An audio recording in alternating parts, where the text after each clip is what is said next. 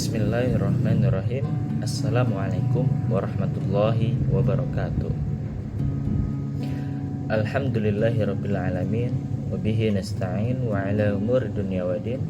Wassalatu wassalamu ala sayyidil mursalin wa ala alihi wa sahbihi ajma'in.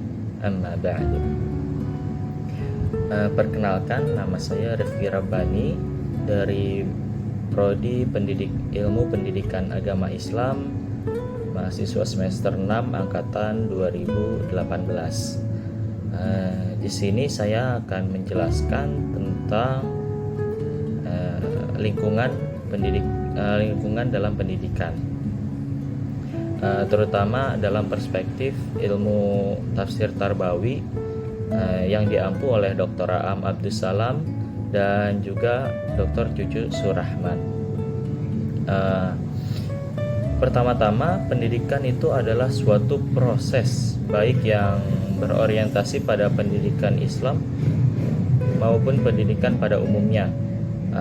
Pada umumnya, pendidikan itu terbentuk dari 6 elemen, 6 unsur, yaitu alat pendidikan, tujuan pendidikan, lingkungan pendidikan, dasar pendidikan, anak didik, dan juga pendidik. Setiap kegiatan pendidikan,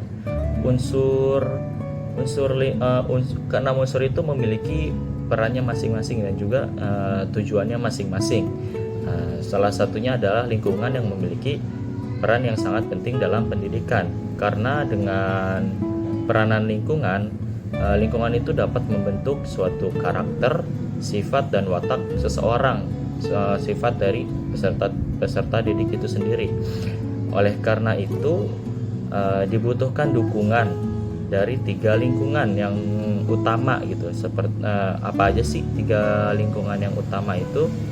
Yang pertama adalah lingkungan keluarga. Keluarga ini sangat penting dalam pertumbuhan seseorang, itu sangat mendukung. Harus lingkungan yang baik. Misalkan keluarga yang baik akan kemungkinan besar membentuk suatu lingkungan yang baik. Apabila keluarga itu tidak baik, kemungkinan lingkungan tersebut juga tidak baik, dan hasilnya adalah orang-orang dalam lingkungan tersebut juga tidak baik. Yang kedua adalah lingkungan sekolah dan lingkungan masyarakat, sama seperti lingkungan keluarga tadi. Apabila tidak baik, maka hasilnya pun tidak baik. Apabila lingkungan itu baik, maka hasilnya pun baik. Dalam perspektif Islam, lingkungan pendidikan harus diciptakan sedemikian rupa sesuai dengan karakteristik pendidikan Islam tersebut gitu. Memang tidak ada secara spesifik dalam Al-Quran dijelaskan bahwa tidak ada spesifik gitu yang menjelaskan tentang lingkungan pendidikan. Namun ada isyarat-isyarat yang menuju kepada lingkungan itu sendiri. Nah, apa sih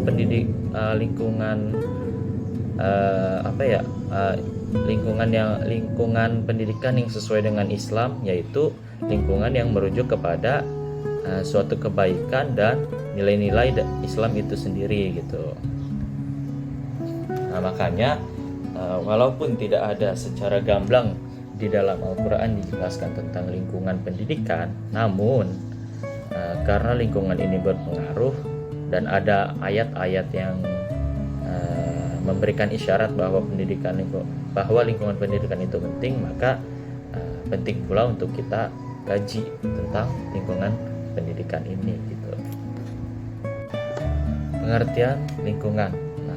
Lingkungan itu adalah segala sesuatu yang berada di sekitar kita, baik itu secara fisiologi, psikologi maupun sosial kultural. Jadi segala apapun yang berada di dalam lingkungan kita, berada di sekitar kita, itu dapat dikatakan sebagai lingkungan.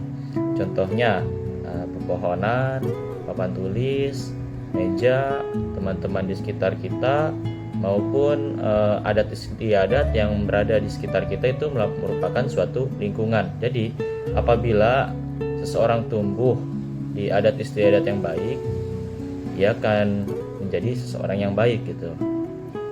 Nah, kemudian apa sih lingkungan pendidikan Islam itu? Nah, lingkungan pendidikan Islam itu adalah lingkungan yang berisikan nilai-nilai Islami. Meskipun dalam Al-Quran tidak dijelaskan secara gamblang apa itu lingkungan yang Islami, namun lingkungan pendidikan yang Islami, namun ada dalam sejarah, catatan sejarah Islam pula, bahwa lingkungan yang Islami itu terbentuk pada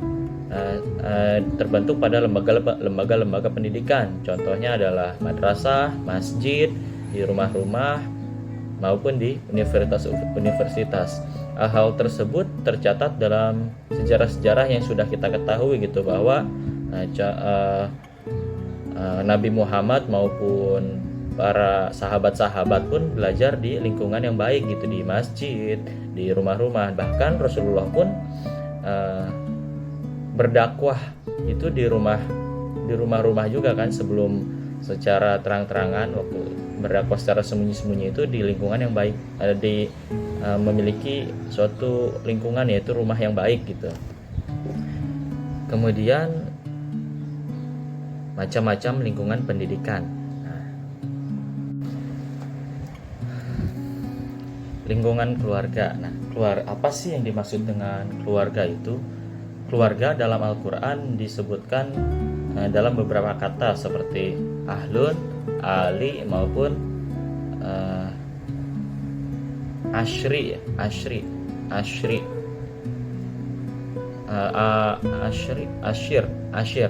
Jadi dalam Al-Quran keluarga itu disebutkan dalam 3 kata seperti ahlun, ali, maupun ashir. Namun tidak semua kata tersebut merujuk kepada keluarga. Jadi ada seperti ahlu itu memang keluarga, namun bukan keluarga secara spesifik yang kita maksud dalam pengertian Indonesianya. Jadi ada ahlu kitab, ahlun nar, kemudian ahlul Madinah, ahlul Injil. Nah, itu tidak termasuk ke dalam keluarga yang kita maksud, ya, yang saya maksud. Nah, jadi keluarga dalam pengertian secara antropologi adalah suatu kelompok sosial terkecil oleh manusia yang berupa makhluk sosial yang memiliki tempat tinggal, kemudian kerjasama ekonomi, berkembang, mendidik, melindungi, merawat, dan sebagainya gitu. Inti dari keluarga itu adalah ayah, ibu, dan anak. Anak itu berupa kakak, adik, dan anak terkecil.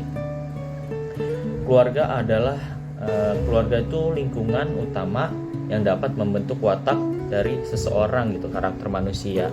Keluarga adalah lingkungan pertama di mana manusia melakukan komunikasi antar manusia gitu, antar manusia dengan manusia yang lainnya. Jadi keluarga itu adalah kelompok sosial terkecil gitu. Nah, di dalam keluarga pun ada kewajiban, yaitu mendidik dan menjaga diri satu sama lain gitu. Contohnya adalah di dalam Al-Quran surah At-Tahrim ayat 6 yang berbunyi ya ayyuhalladzina amanu qu anfusakum wa ahlikum naran wa quduhan nas wal hijarah 'alaiha malaikatun ghilazun syadidun la ya'sunallaha ma amarahum wa yaf'aluna ma yu'marun. Yang artinya, wahai orang-orang yang beriman, peliharalah dirimu dan keluargamu dari api neraka yang bahan bakarnya adalah manusia dan batu. Penjaganya malaikat-malaikat yang kasar dan keras, yang tidak durhaka kepada Allah terhadap apa yang Dia perintahkan kepada mereka dan selalu mengerjakan apa yang diperintahkan. Nah, dalam tafsir Al-Misbah, ayat ini menjelaskan tentang wahai orang-orang yang beriman, yaitu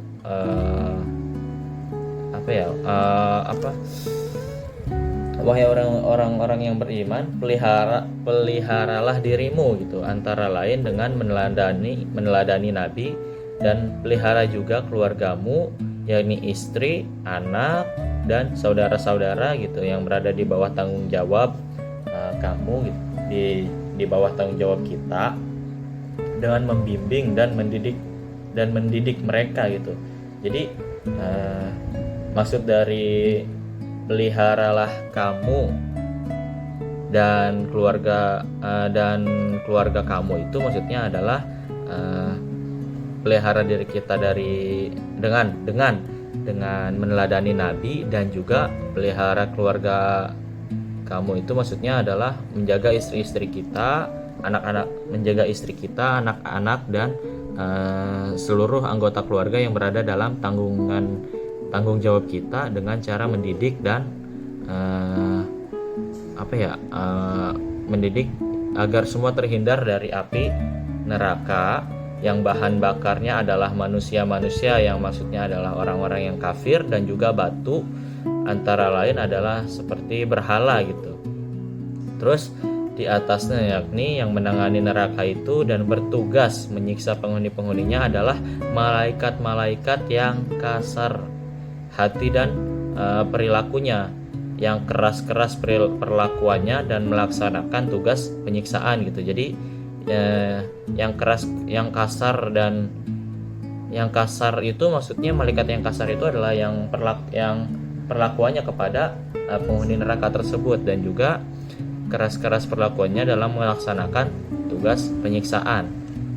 Nah, yang tidak mendurhakai Allah menyangkut apa yang Dia perintahkan dan kepada mereka, sehingga siksa neraka yang mereka lakukan, yang malaikat-malaikat lakukan itu tidak lebih dan tidak kurang adalah perintah yang Allah perintahkan kepada mereka gitu, sesuai dengan dosa dan kesalahan masing-masing penduduk neraka tersebut. Dan mereka juga senantiasa mengerjakan dengan mudah apa yang diperintahkan Allah kepada mereka. Jadi emang perlakuan kasar malaikat itu, malaikat-malaikat penjaga neraka tersebut semata-mata hanya melakukan apa yang diperintahkan Allah kepada penghuni neraka sesuai dengan dosa dan kesalahan-kesalahan yang mereka lakukan gitu. Dari ayat di atas menggambarkan bahwa pendidikan dan dakwah itu bermula dari keluarga, harus diawali dari keluarga. Apabila anggota keluarga terdapat kesalahan,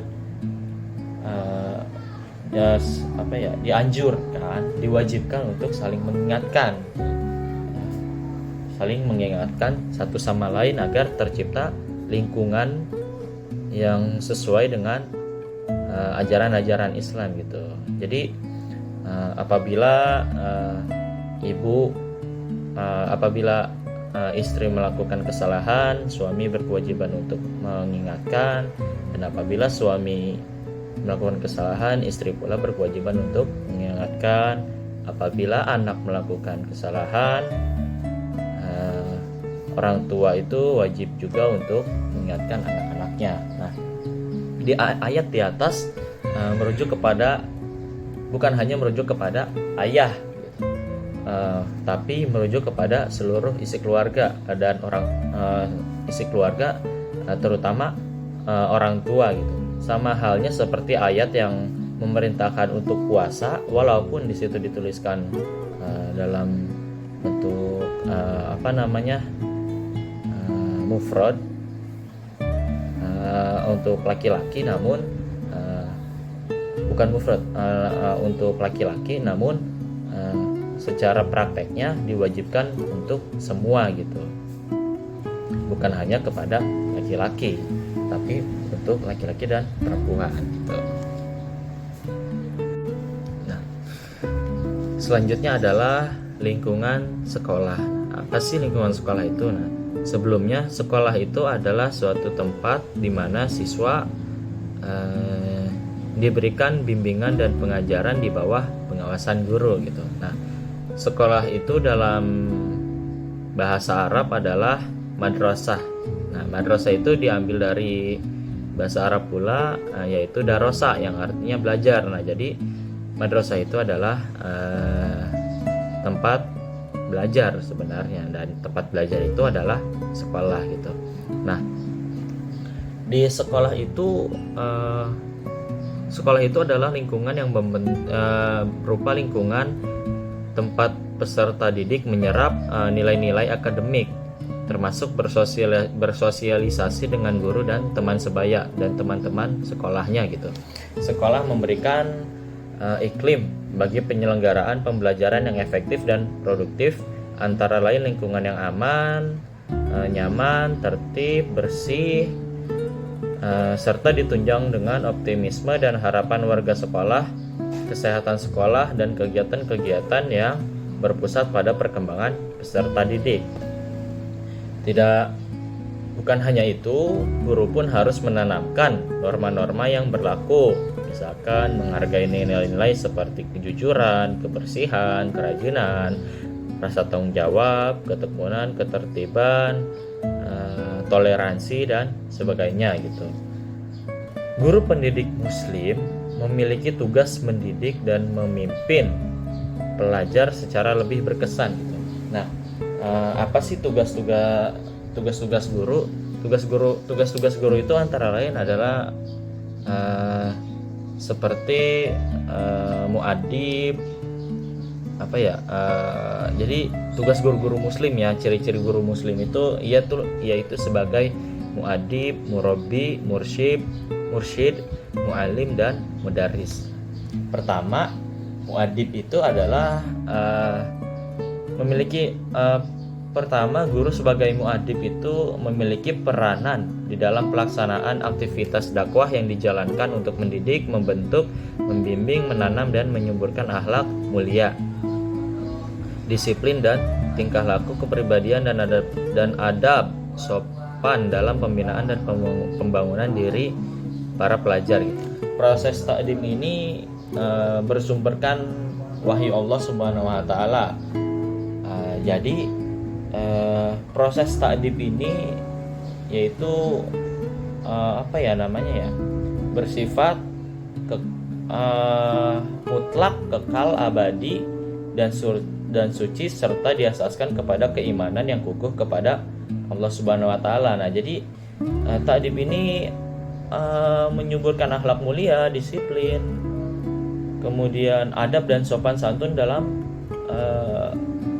peserta didik gitu, menumbuhkan rasa tersebut gitu.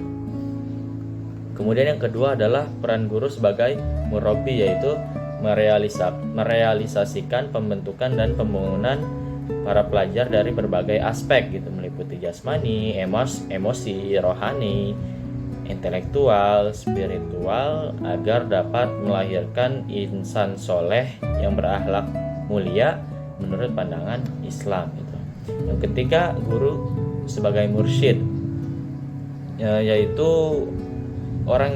guru itu orang yang selalu siap untuk menjadi penasehat yang tulus gitu, bertindak sebagai mentor. Nah, jadi guru itu memberikan motivasi dan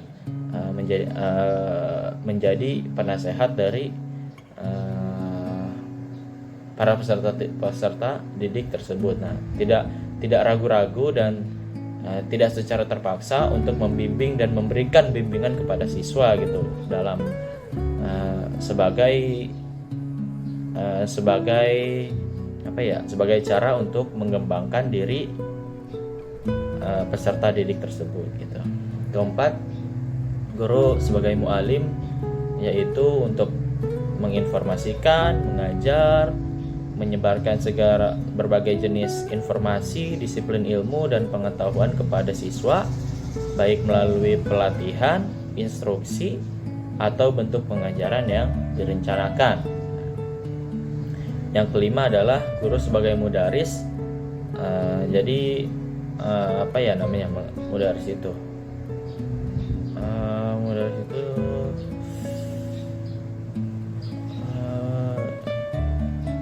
mengacu pada kelima, guru sebagai mudaris itu mengacu pada karakteristik instruktur yang efektif yang melibatkan aspek belajar mengajar, mulai dari persiapan mengajar hingga proses belajar mengajar serta penilaian diri sendiri gitu. Jadi adanya guru sebagai pendidik, maka di lingkungan sekolah mendapatkan lingkungan yang dapat memberikan fasilitas dan motivasi untuk berlangsungnya pendidikan agama gitu. Dalam surah At-Taubah ayat 108 yang berbunyi la taqum fihi abadan la masjidun ussisa 'ala taqwa min awwali yaumin ahaqqu an taquma fihi rijalun yuhibbuna ayyatatahharu wallahu yuhibbul mutatahhirin. Yang artinya adalah janganlah kamu bersembahyang dalam masjid itu selama-lamanya. Sesungguhnya masjid yang didirikan atas dasar takwa sejak hari pertama adalah lebih patut kamu sholat di dalamnya. Di dalamnya masjid itu ada orang-orang yang ingin membersihkan diri dan sesungguhnya Allah menyukai orang-orang yang bersih. Nah, jadi maksud dari ini pendapat para mufasir yaitu janganlah engkau Muhammad melakukan sholat di masjid itu selamanya gitu.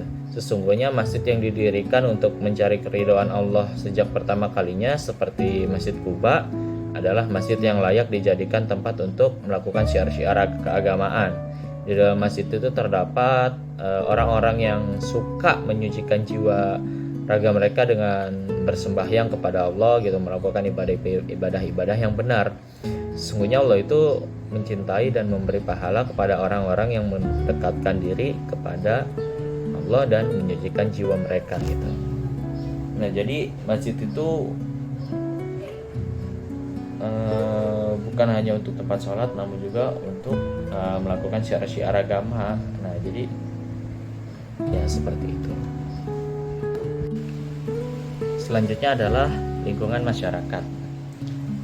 Masyarakat itu adalah sekumpulan individu baik besar maupun kecil yang terhubung biasanya antar adat istiadat, kebiasaan maupun hubungan ekonomi gitu. Nah, jadi masyarakat ini biasanya berada benar-benar ada di lingkungan sekitar kita seperti RT, RW maupun kelurahan. Nah, itu bisa disebut sebagai masyarakat. Nah, secara tidak langsung lingkungan masyarakat itu memberikan suatu pendidikan informal. Contohnya seseorang itu pasti mencari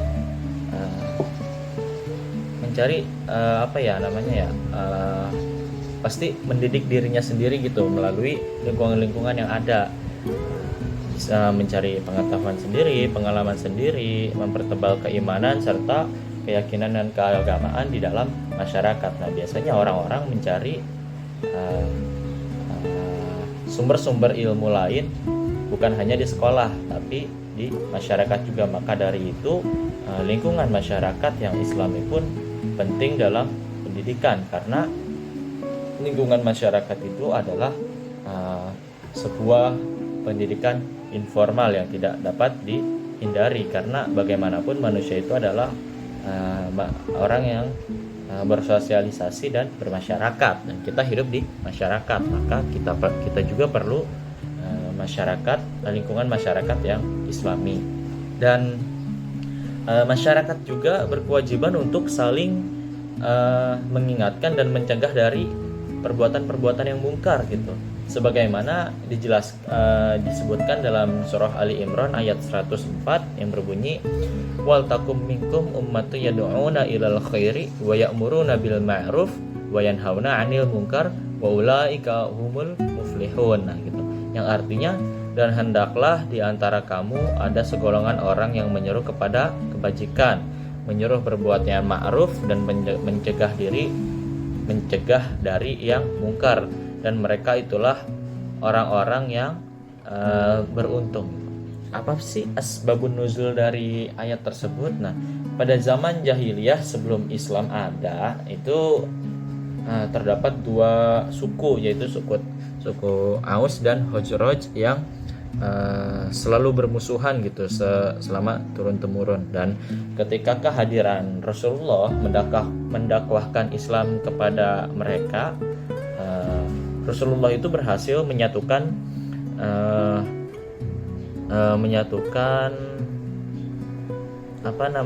suku Aus dan Khazraj gitu. Nah, pada suatu hari suku Aus dan Khazraj itu sedang berbincang-bincang, duduk santai bersama dan berbincang-bincang. Ada seorang Yahudi,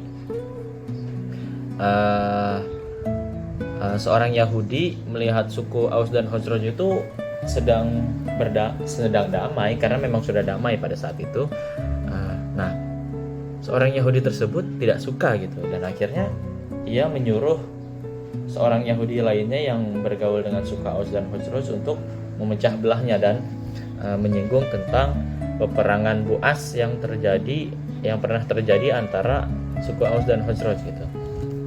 Nah, ketika disinggung tentang perang tersebut, terpecahlah lagi suku Aus dan Khazraj, dan ketika itu Rasulullah datang dan menyerukan kepada suku Aus dan Khazraj, janganlah terfitnah gitu dengan fitnah jahiliyah tersebut. Dan setelah itu mereka pun, suku Aus dan Khazraj itu berdamai kembali setelah mendengar nasihat dari Rasulullah Shallallahu Alaihi Wasallam.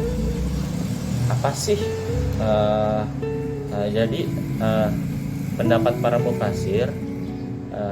Saya ambil pendapat mufasir dari Al-Misbah, tafsir Al-Misbah, yaitu jalan terbaik untuk bersatu dalam kebenaran di bawah naungan Al-Quran dan Rasulnya adalah menjadi umat yang menyerukan segala bentuk kebaikan dunia dan akhirat, menyerukan kebaikan, menyerukan kewajiban, mendorong manusia pada kebaikan bersama dan mencegah kejahatan. Jadi masyarakat yang baik itu demi menciptakan lingkungan masyarakat yang islami, yaitu saling mengingatkan, mendorong kepada kebaikan, dan juga menjauhkan dari perbuatan-perbuatan yang mungkar gitu. Jadi amar ma'ruf nahi mungkar itu tafsir dari Al-Misbah, maksud dari ayat tersebut gitu.